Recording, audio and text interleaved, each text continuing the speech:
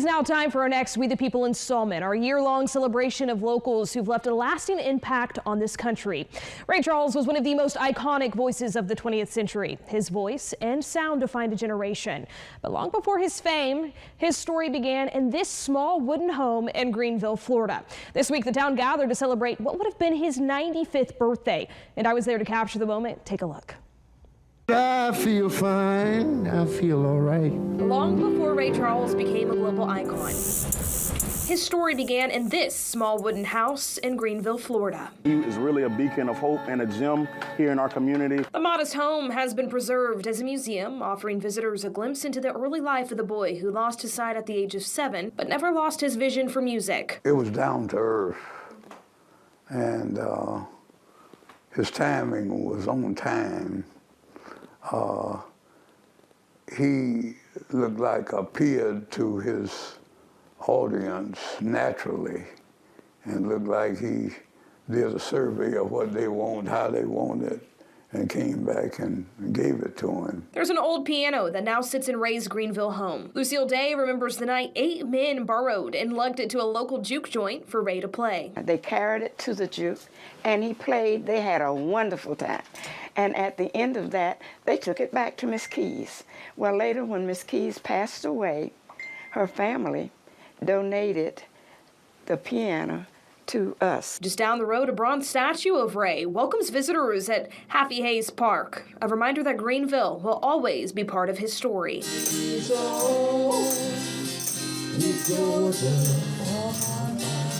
This year, the Hot Tamales celebrated his 95th birthday with a tribute concert at the park, honoring the man who put Greenville on the map.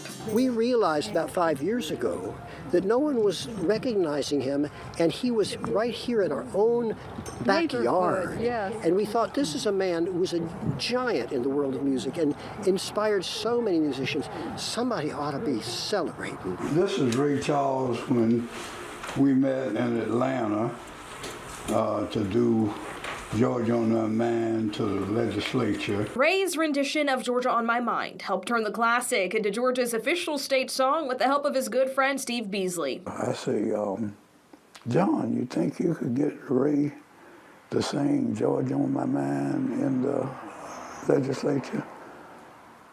John say, I won't only get him to sing it, but I'll get them to adopt it as the Georgia official song. So the rest is history on that. That iconic song may have put him on the map in Georgia, but Ray's heart always stayed in Greenville, Florida, the town that raised him. He didn't try to change and be somebody he wasn't. He was who he was, just plain O-R-C.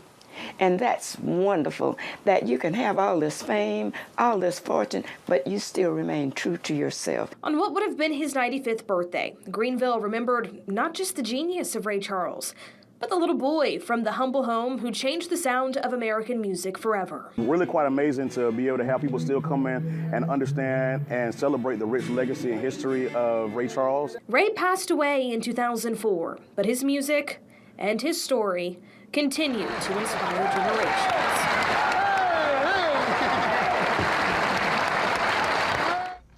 And that smile a mile wide, just go ahead and take a look at that. And while fans across the globe remember Ray Charles for his soulful sound, folks in Greenville remember him as one of their own. The town hopes to eventually hold a 3-day music festival in his honor, ensuring his legacy lives on where it all began. Julie, Jacob.